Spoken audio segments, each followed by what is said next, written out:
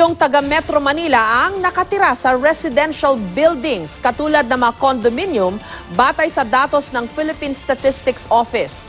Ano nga ba ang dapat gawin ng mga nakatira sa matataas na gusali kapag may lindol? Alamin sa report ni Lala Roque. Hulyo nung nakaraang taon, isinagawa ang Metro Manila Shake Drill para paghandaan ang kinatatakutang malakas na lindol o ang tinatawag na The Big One.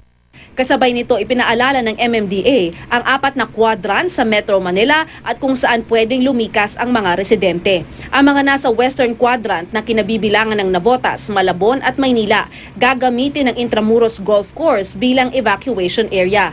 Ang Veterans Memorial Medical Center Golf Course at Quezon City Memorial Circle naman ang sa Northern Quadrant na binubuo ng Quezon City, Caloocan, Valenzuela at San Juan.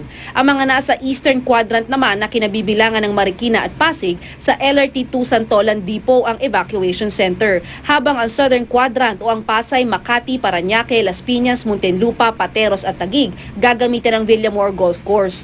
Batay sa report noon ng JICA o ng Japan International Cooperation Agency, aabot sa mahigit 168,000 ang bahay na lubhang mapipinsala kung sakaling tumama ang The Big One.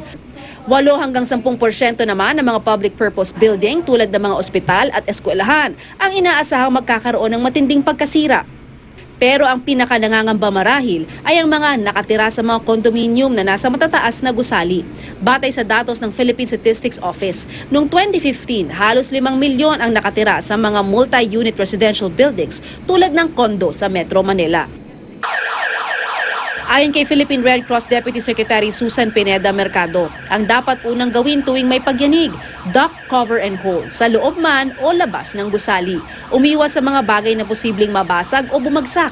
Dapat lumabas lang ng gusali kapag tapos na ang pagyanig. At dapat gamitin ang hagdan o ang fire exit at iwasang gumamit ng elevator. Habang gumagalaw, habang nagkakaroon ng earthquake, which is usually a few seconds, no? It was about 10 seconds. Huwag munang gumalaw. Kasi mas mabuti na yung nakataklob kayo, nakasilong kayo. Pag nag-stop yung movement, doon na kayo pwede mag-evacuate. Manatili sa isang open area sa labas ng gusali. Pumasok lamang kapag natiyak ng walang matinding pinsala sa building na posibleng maging dahilan ng hindi inaasahang pagguho nito.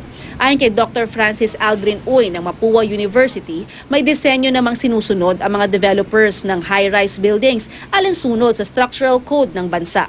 Pero maigi pa ring suriin ang safety features ng isang gusali bago tumira dito.